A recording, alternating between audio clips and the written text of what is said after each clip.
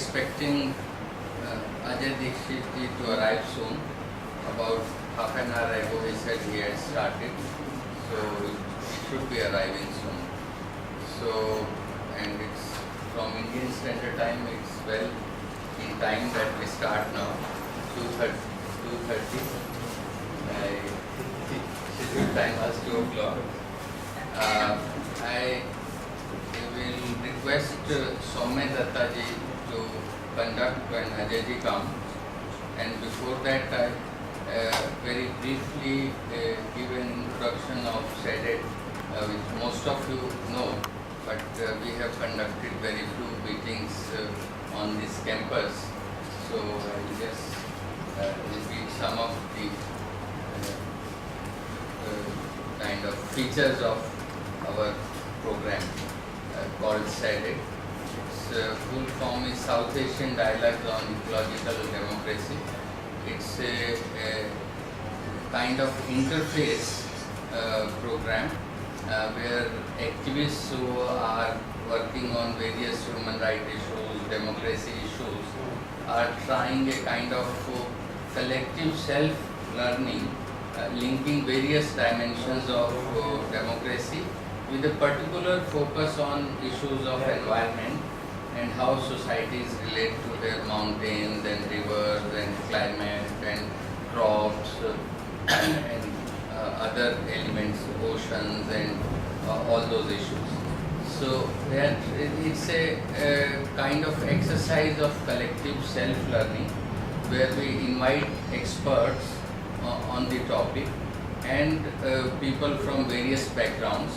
A good part from the social movement background comes and interacts.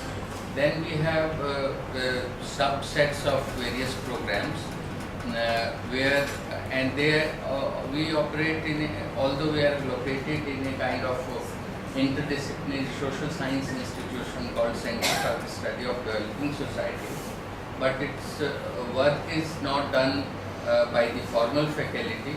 It's mostly the movement activists who voluntarily carry on its work. Only the support staff for administration, editing, these kinds of things, we have the regular staff.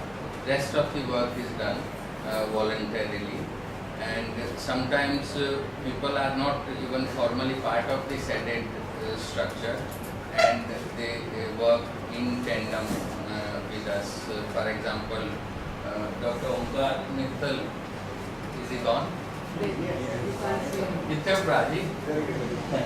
Dr. Omkar Mittal is a medical doctor who has worked at national level of policy planning in India, here, or Nepal, or UK. Okay. देखिए और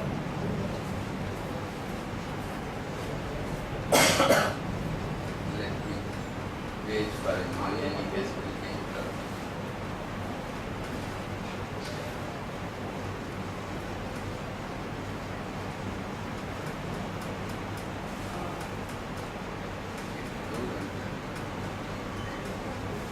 So Dr. Omkar Mittal is a medical doctor who in his professional capacity works on public health issues, but he helps SEDET a great deal in organizing. He has co-organized with us IE. Swagat. Please. No, it's fine. Delhi. IE. Ajay Dikshit ji hain. We had just started. I was trying to give a brief introduction of SEDET. So Dr. Omkar Mittal on river policy dialogues, especially in the Kosi region, we have had several dialogues organized by him in collaboration with various NGOs in Bihar who are working on the river issues like Kosi, D.K. Mishra, most of you have heard, or Samta Gram Seva Sansthan, Raghupati, and SEDET has generally collaborated whenever there is need be. Similarly, Soumya Datta ji, who is the national convener of Bharat Jan Gyan Vigyan Jatha, it's a people science movement of a very great repute, and Professor Anil Sadhupal is the chair of this. Professor Yashpal is the chair, and Professor Anil Sadhupal is convener, president, vice is the chair, vice chair. So he is convener of the group on climate crisis response. Then there is another effort which is more embryonic or at the level of dialogue, of which about 10 dialogues we have organized. Nobody should sleep hungry, and Professor Ritupriya is convening those dialogues in collaboration with her own department and also Center for the Study of Developing Society, and occasionally Supreme Court's Commissioner's Office on Right to Food has also collaborated in that particular program. So any specific area we take up, then we try to have a team, a mix of experts and activists together, and organize dialogues, as I explained earlier, that it's a kind of collective self-education, and I'm very happy that in this meeting it's not just those who want to learn, but those who know, who have great fund of knowledge, like Professor Sinha is here, and our chief speaker, the principal speaker today, Ajay Dikshit ji, he has been an old colleague in the South Asian context on the ecological Swaraj issues, and those who have been in the field, they know about his work. Probably at the moment you are chairperson of the Conservation of Water Foundation. He is the chair of that. He has worked in the integrated mountain development ICC board. You are working on the staff of that, or you still are? Okay. You did. I worked with this board. Yeah. Yeah. Not as a staff. Okay. So he has worked with them, and recently, about 6 months from now, when we found that the entire Nepali polity is not interested in these issues at the moment, they want to form a very unique and radical constitution. So they are devoting themselves only to that. So with this guidance and support, and his other colleague, Subodh Prekharil, they had hosted a meeting of SADET Nepal, in which it was decided that we'll have a South Asian initiative on ecological Swaraj. So we wanted to have a kind of organizational meeting of that, but because of his preoccupation, there was a choice between either this meeting or the other one. So we thought we'll have his wisdom, because born people, I don't know what they have decided. The whole Himalaya, as it is popularly called, the third pole, the whole future of humankind depends on areas like this also. The whole climate is related to the entire planet Earth and the whole cosmos also. But in this case, we are almost at very great political unease that people do not ever talk about the southern watershed of Himalayas, and on the northern watershed of Himalayas. They do not have the political or whatever courage or a kind of conditioning that we never talk about the northern watershed of Himalayas. Nobody, even the Americans, will go bankrupt if the Green Party in US talked about the Himalayas and what China is doing to its part. Then there will be a lot of uneasiness even in the establishment of US. So what to say of this? So, but my humble view is that unless there is some kind of considered and deliberated difference between the establishment of South Asian regimes and the social movements and environmentalists of South Asia we will also not have a moral ground or a political ground to criticize the Chinese establishment, because the global dream and ambition is the same, to realize the consumer paradise as pursued by Europe and US, and the Chinese elite and the Indian elite and the global elite, even of the third world countries, which will be the worst victim of climate crisis. There seems to be a kind of global consensus. If we analyze the two finance ministers, one from the Maoist stream, Dr. Baburam Bhattarai, his position vis-a-vis the FDI, World Bank, ADB, and one of the older finance ministers, Dr. Ram Charan Mahat, who by some of our social movement colleagues was called as almost as World Bank boy, but their positions almost tally with each other.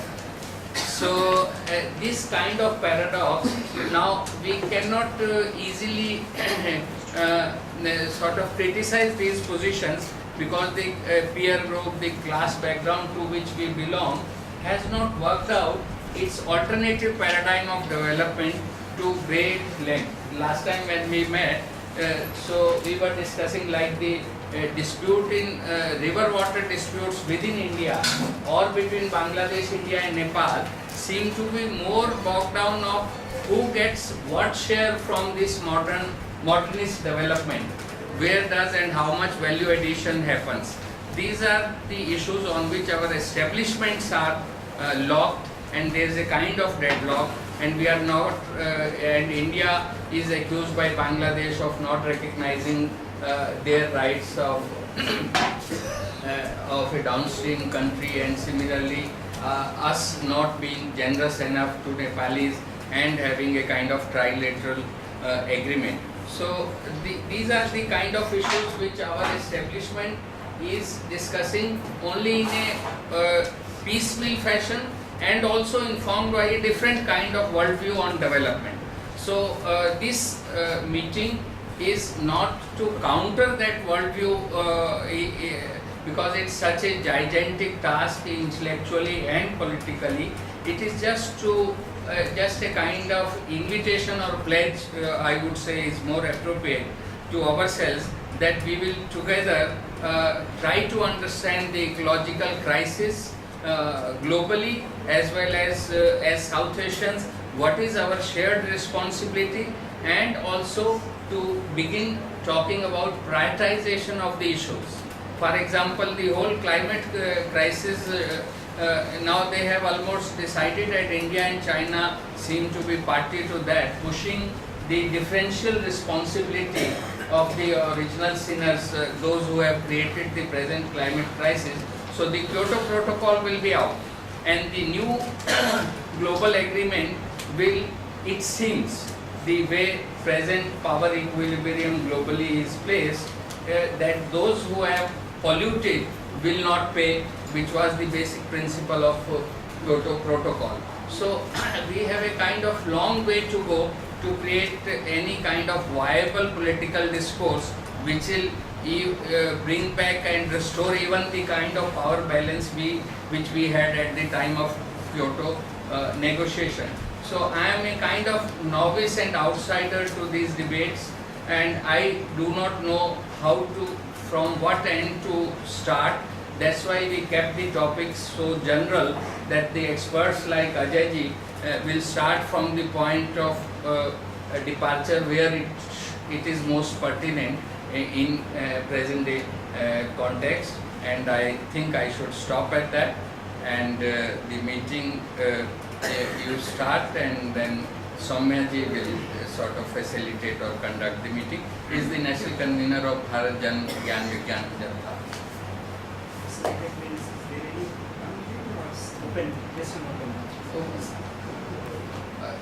Introduction you want beforehand, और introduction कर लें क्या quickly? अच्छा रहता है उसमें, आप ही से शुरू हो जाए, स्पीकर को भी बोलने में अच्छा लगता है। I'm from the Himalayan Chipko Foundation. I am an environmental activist working on various Himalayan issues. Major contribution has been in the making of guidelines for construction of transmission lines in the hilly and forest areas. And we have been working very aggressively against the timber mafia operations in the Uttarakhand region specifically.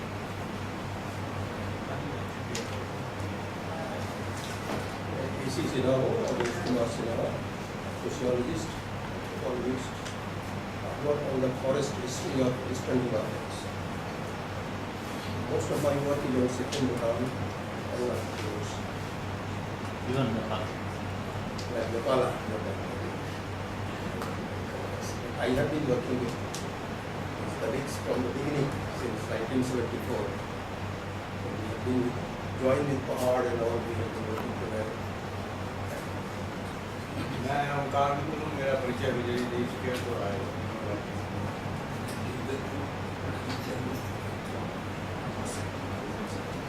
ना नहीं थोड़ा अली आवाज थोड़ा ऊंचा बोलिए।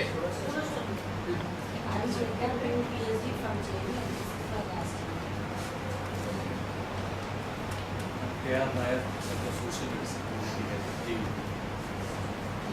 Rajiv Kumar, I am doing my PhD from School of International Studies and I am working on India and Nepal.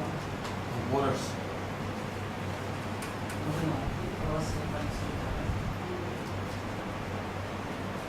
I am Dr. Jagdish Chandra Batra, Senior Advocate in Human Rights Ethics, and PhD from JNU.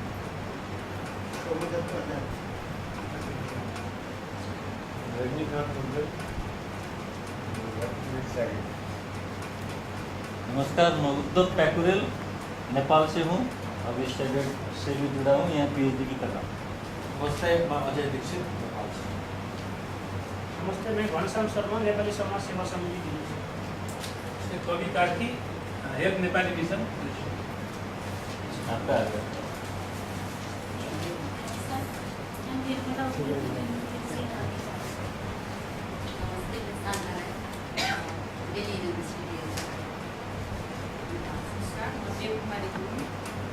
I completed PhD from JNU and associate professor in university. Samson, I'm the MPD of JNU.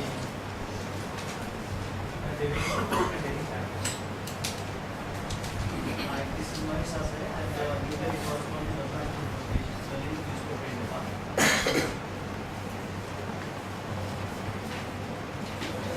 Namaskar, I am Suresh.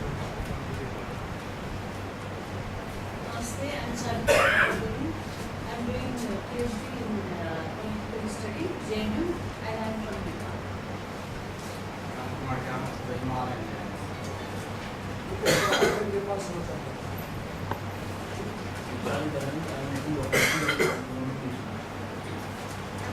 doing my MPhil in social medicine and Deepak, CHNCS,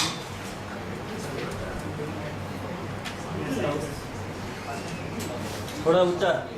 Ravind, I am doing my MPhil in SAS. Total love, work for study. मैं mother's के साथ second से। Abha Mishra, second. Ritupriya from Center of Social Medicine and Community Healthcare, also part of the Sudhir Kutumbakam and second. Shyam Singh from side अरे ऊंचा बोलिए। Shyam Singh from side Uttarakhand. Uttarakhand के लोग इतना धीरे बोलेंगे फिर ये मना कर देंगे बोलने से। I think now we should be started. Yeah, thank you Vijay and thank you Uddhav, thank you all of you for in this hot summer. I didn't realize how hot it would be. We come from what is called natural air conditioning from Kathmandu, and it's been hot. It's been a bit hard, and of course, negotiating daily traffic and figuring out, all the rest of it is a bit difficult because I've been coming here to Delhi for a long time, on and off. But then the geography just isn't sort of, something that you can figure out. Maybe, time is needed to be here for about 2 to 3 months, then you have some idea. But anyway, thanks a lot. Vijayji told me to talk something about climate. I said, all right, I will try. But then listening to, Sachet and then, your sort of preamble, I thought maybe, what I should do is to, howsoever clumsy and kind of disorganized maybe, to perhaps talk a little bit about social movements around water in South Asia, and to argue that social movement and these alternative voices are kind of absolutely sidelined and marginalized in the current hegemonic discourse. And then the challenge for us is to begin to kind of see how we can collectively, bring those ideas, bring those thoughts and sort of a counter narrative into this center stage, and then to begin to kind of, engage the state market combined in internalizing these, set of ideas that confronts all people of us region, not just India, but Nepal, Bangladesh, to certain extent, not to certain extent, quite an extent Pakistan and others. And then, sort of leave it at that and then get your thoughts and ideas about, how we might begin to, engage so that some of these concerns that we see, whether it's vis-a-vis climate change and its impact or the overall kind of, challenges we see in our society in terms of, how we begin to respond to some of the sort of concerns that our people face. So we try to kind of try and do that, and then kind of, see how we move forward. That's what I mean. और ये भी हिंदी में भी करूँगा मतलब पता थोड़ा बहुत Nepali Hindi English Nepali English you see I was kind of when you said two ministers I was kind of interested. I wrote I do a sort of a bi-weekly column in one of the magazines. It's called Nepal. I just sent my piece for coming Sunday.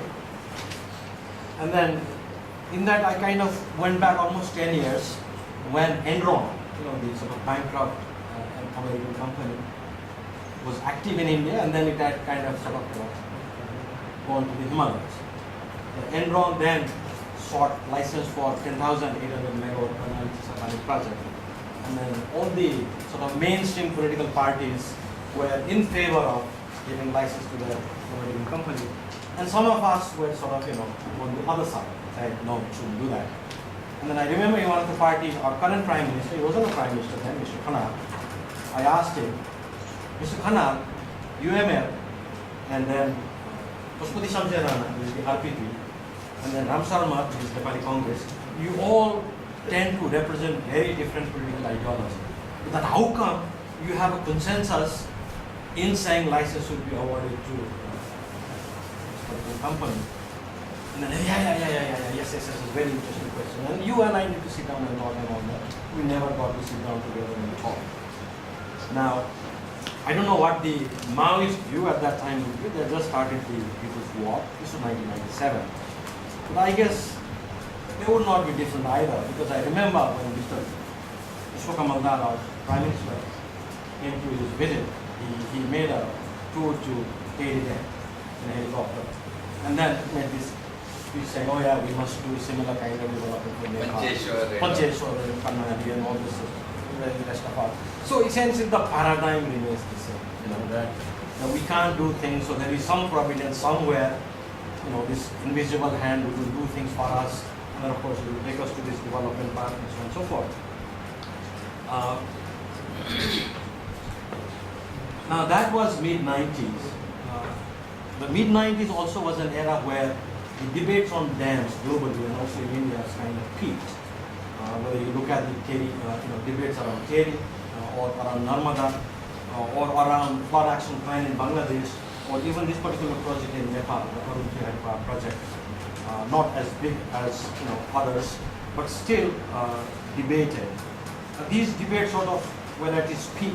And what we see is formation of this global commission, World Commission on Dam, which had both the pro-dam lobby as well as the kind of anti-dam lobby, trying to come out with some kind of a globally accepted yardstick that would begin us to allow, when I say us, the global community, to begin to sort of engage or agree on some of these contentious issues about dams. Unfortunately, the report that came out in 2000 rather than bridge the divide, it further polarized the debate.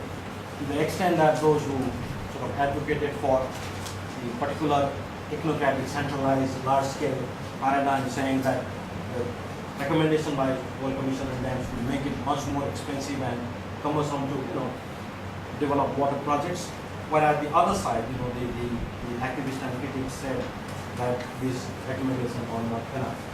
Now, subsequently, as we come into the new millennium and new debate, a new decade, perhaps the civil society voices and the sort of more visible kind of a more egalitarian articulation of these perspective at a global level kind of takes a bit of a back seat. Many other reasons, and then I'll try to kind of suggest why it happened. But in that background, we still continue to have some of these contentious issues: the upper riparian, lower riparian. India is the upper riparian and Bangladesh is the lower riparian. India, Nepal is the upper riparian, India is the lower riparian. And then we have these treaties. We signed the Mahakali Treaty in 1996. India and Bangladesh signed the Faraka Treaty again, same year, 1996. Of course, there are conflicts between states within India, whether it's Tamil Nadu, Karnataka, whether it's Haryana, Punjab, to a certain extent even Bihar, Uttar Pradesh. And of course, you could go to Pakistan, you have also conflict between provinces, Sindh and Punjab, and Punjab. So we continue to be mired in these sort of claims over rights, claims over allocations, which are conflicting. Well, at the same time, the status of the majority of our people, they have been kind of projected as the poor, the vulnerable, those who won't have, etc., 1.5 billion. And then comes in this sort of a climate change narrative. Global climate change, the Himalayas are melting. The Himalayas melting means that the river will become trickle, and then the trickling river would kind of, seriously affect the lives and livelihood majority of 1.5 billion people who live in this region, the Ganga, Brahmaputra, and Indus Basin. And of course, the Himalayas, the third pole, the repository of water reservoir, and so on and so forth. Now, to the extent that it gathers attention, those stories are fun because it's I think, strategic to kind of get that attention. You can always show the photograph of a snow-capped mountain, say 50 years ago, and I can repeat that photograph now and say, look, this is the difference. This is how the sort of snow storage has changed. This is how the glacier has receded. Those kind of are very, very attractive sort of images that help us kind of, bring the challenge to the forefront. But at the same time, they are not the complete story, because we need to now begin to disaggregate as to what this means, particularly the climate change impact means for different parts of Southeast, Himalayas, the Middle, the Tarai, the Ganga Plain. You see, not all, or not everybody in the Ganga Plain or Nepal receives water from the Himalayas. Lots of them do, but then others don't. There is a large section of population which receives water also from the snow, not from the snow-fed, but from the rain-fed basins, for example, the middles of Nepal.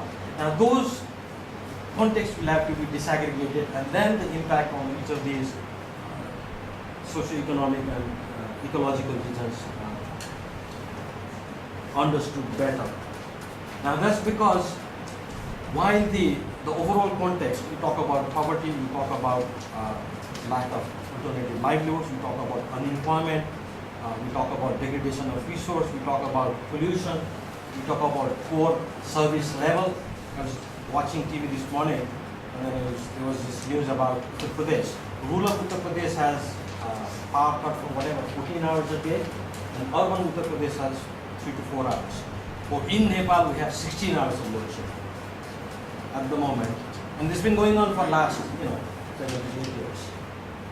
Sometimes it went up to 18 hours. 18 hours also. And the prospect of this load shedding continuing, exists. Another 5 to 10 years, we don't know.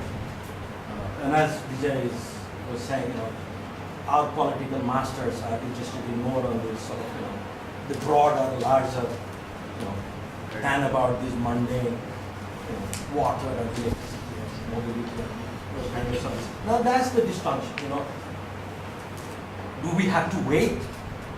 Do Nepalis have to wait? And that is 40% of our population. So 60% of Nepali population still live in a state where they have no access to any kind of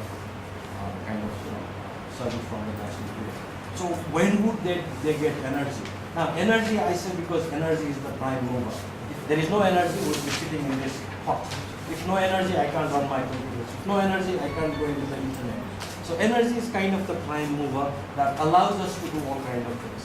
So it sort of remains central in the way we conduct ourselves in modern times. So how do we go about doing it? All right. What does climate change impact do with these different hydrological regions? What does science tell us? Now we could do all these fancy modeling, with global circulation models or regional circulation models. We talk about PESI and all the rest of it. But we could draw all these fancy graphs and show South Asia's map about, this is likely to happen and this is likely to happen. Red, white, yellow, green. That's all nice and fine, but then the bottom line, we come to say, what does it all mean? What does it really mean for, what it does to, say, a farmer or a household living in the Himalayas of Nepal or India or Pakistan or mid-hills of Nepal or East India or West India or Bangladesh for that matter. And then suddenly we come to know the models do not tell us what exactly the future is going to be. Models have inherent limitations. Models have inherent limitations because the way they are designed, and they also have inherent limitations because the climate system in our part of the world, particularly the Himalayas and the southern monsoon, is very, very complex to be able to scientifically explain. So the fact of the matter, therefore, is that uncertainty. The models tell us that, yeah, this might happen, that might happen, but we're not sure. The models are sort of, more certain about one thing, sort of a more monotonic changes. Like the temperature is going to go up. It's likely to go up. The days are going to be likely to be hotter, the nights are going to be more hotter. Now we come next to things like precipitation or rainfall. The models are very uncertain. One set of assumptions will tell us that the rainfall is likely to go down, say 10 years from now, by say 30%. I'm just picking up these numbers. It will be 14.5%. Doesn't matter. One model will tell us the precipitation would reduce by say 20%, but the other model will say the precipitation would increase by say 80%. That's the kind of range we're talking about. So therefore, when you begin to think of a farmer, who has 1 acre of land and whose livelihood dependent on rain-fed agriculture, what does it mean? What does 10 years from now his livelihood would mean? So that's the kind of uncertainty that we are dealing with. Now, will science change? Maybe, but the difficulties remain. And then if you look at some of the foundations of science that we have, the kind of data sets that we have, the way we manage our data sets, and the emphasis of our governments on increasing this scientific foundation, very, very limited. Slightly changing, at least in the case of India, because of economic development and sort of prosperity that we see, at least from the vantage point of Nepal, and the discourse that we see, more investment going in, but then we just have to wait and see how it turns out in another 5 to 10 years. So that's one reality. Now, what do we do? Now, that doesn't mean there is no impact. That doesn't mean there is no impoverishment. That doesn't mean there is no vulnerability. So how do you begin to figure out who is more vulnerable? We can think of India in its sort of unitary sense. India, of course, 8+ % GDP growth, all this infrastructure, everything going on, hunky-dory fine, global power. At the same time, you can look at India in Bihar, you can look at India in Uttar Pradesh or in Tamil Nadu. Now, it is very diverse and differentiated, and that India, or you could call it Bharat, that also has population whose same kind of problem. I guess the total number of population who are vulnerable to this kind of climate change is equally large in this part of the world. So what do? How do we begin to think about, how do we begin to respond to the stress that climate change, including the ongoing development deficit, no access to water, no access to sanitation, no access to energy, health service and so on and so forth. How do we begin to make that difference? What arrangement, what governance system, what kind of approach would begin us or take us in a pathway of responding to those challenges?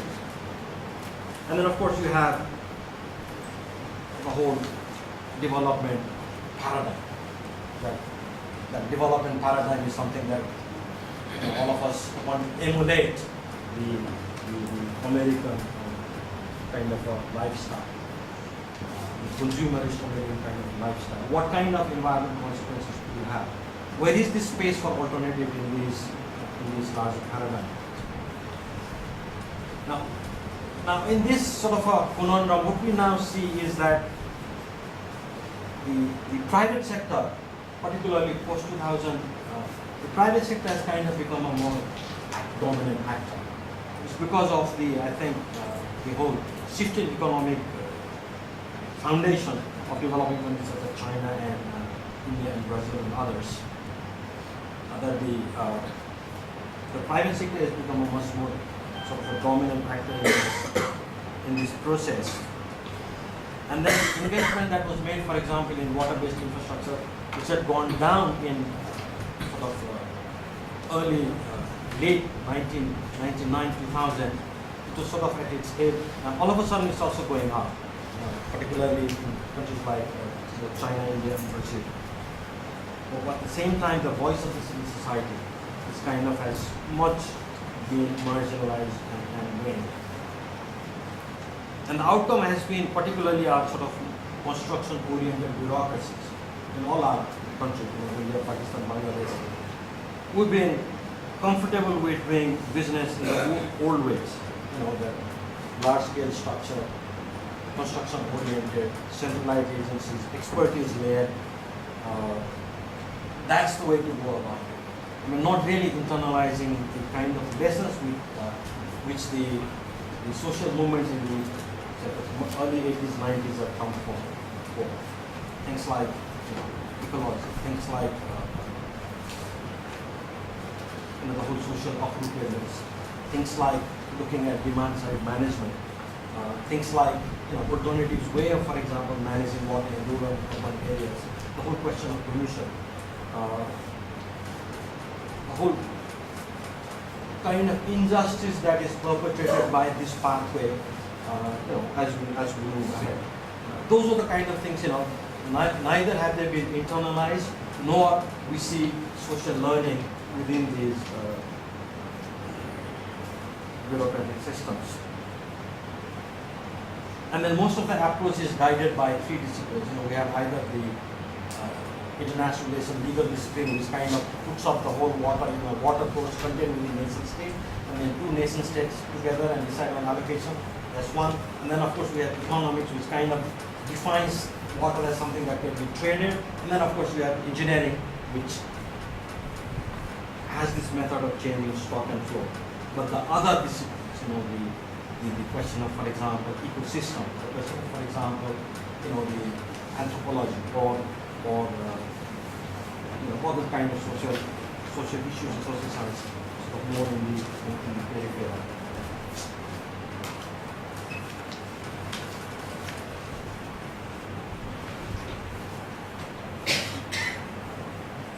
Now let me take two examples. So we have this conventional approach. Let's take the example of 2008 Kosi flood, the breach that happened in Nepal. Now this breach was not due to floods. This breach has nothing to do with climate change. In fact, the river flow at that time was lowest for the month of August. Historically, if you look at water flow collected for 30 years, and if you look at flow at that particular day in August, it was the lowest. But still, the breach led to impacting life of almost 4.6 million people in Nepal and Bihar. much less in Nepal, about 65,000, and more so in Bihar. Now this despite the fact that Nepal and India have a standing treaty on that river. You know, the Kosi Treaty of 1954 revised. So you have an instrument that's supposedly expected to look at issues around this river. And the Kosi project was actually designed to alleviate floods in Bihar. Now you can look at some of the writings by Dinesh Kumar Mishra, and his figures are startling, right? And his figures show that there are more land area in Bihar which are actually gone out of production because they have been waterlogged and they have been flooded by floods. So therefore, all of a sudden you have this particular, a paradigm or way of doing business, a sort of artifact that has been put in place that's not leading to its intended outcomes.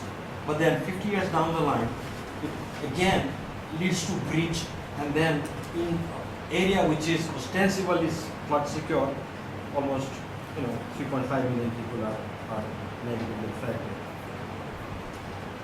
And then of course the state was unable to respond to the catastrophe in time. Now this is serious dysfunction in the instrument that has been put in place. Me and my colleague were in Kosi barrage. It was dry because the river had changed course, so therefore the barrage was empty. So you could walk on the stress of the river immediately in front of the barrage, and you could stand there and look at. And then it had been kind of in a dilapidated state, and what it occurred to us was this particular treaty was not to do water management, not to manage things, but essentially to build this particular sort of edifice, this instrument, this barrage. So it was more construction guided than by managing or making life secure. So despite this particular catastrophe that happened 2 years ago, we still have the same old sort of business as usual, construction technology guided, centralized, state-centric paradigm approach pursuing this path, and not really begin to even contemplate about, hey, maybe there is a different way of doing things. Maybe we can begin to think about flood problems differently or water problems differently. We don't see those kind of ideas emerging in the policy journey. Now, other one is this Indus flood in Pakistan, 2010. Was it an outcome of climate change? Very harmless. It was an unprecedented rainfall that really affected a large section of that country, and it affected all aspects of life, from livelihood of the population to food supply to urban areas to sort of transport system, communication, energy, water control, institutional system. Everything that existed was fundamentally affected during or failed during that flood. So obviously, if you think about in the system, it's one of the sort of extensively engineered systems in the world. You have dams and canals and barrages and river systems which are connected, interconnected, so on and so forth. But still, this system was not able to respond to the catastrophe that we saw. So clearly the conventional paradigm, the conventional work needs engaging at these changes. And as Vijay said, it's this huge enterprise. And how do we begin to do that? But I should start by at least beginning to create a counter narrative. To the extent now, let me end by saying, now as we stand today in 2011, I think we have to move beyond this simplistic sort of notion of small versus large debate that kind of exemplified in the I guess 80s and 90s. Those debates did talk about ecology and discipline impact. Those are fundamental questions, and those still remain. One of the things that I kind of was a little bit interesting for me was watching the news, looking at the whole debate on land in India, and the whole question of land acquisition and how that land acquisition is leading to new kind of debates, and then even the Prime Minister having to respond that in the coming parliamentary session we will have a new bill. Now this was a kind of contentious debate in the 90s and in the 80s, particularly the whole issue of resettlement and rehabilitation. So perhaps there is a kind of a renewed tension that is kind of emerging, and then with this question of land, I can't tell you the details because I really don't know, but then somehow I figure that maybe attached with land is debate around water and also expectations, if you will, in a very simplistic sense. So while those issues remain fundamental, but we also have now sort of second generation issue that have emerged. Now this, as I argued, emerged from the sort of changed political landscape and sort of a notion around dam development. Climate change means that the river flow, the hydrology as you understand, you have in the August flow, April low flow. That's the kind of hydrology that we have in South Asia. That will still remain, but I think the details will change. The character will change because of climate change as rainfall patterns become erratic, and then we have sort of transformational change in the Himalayan region. So that would require a totally different methodology to begin to evaluate, future dams and water management options. The whole information revolution that we see, for example, the penetration of mobile phones in South Asia, that has allowed, I think, even marginalized community, access to information opportunities, and then perhaps engaging differently in the way these decisions are made a possibility. The whole question of compliance and accountability, I think, remains central. It was important in the past. I think it's also important in the changing times.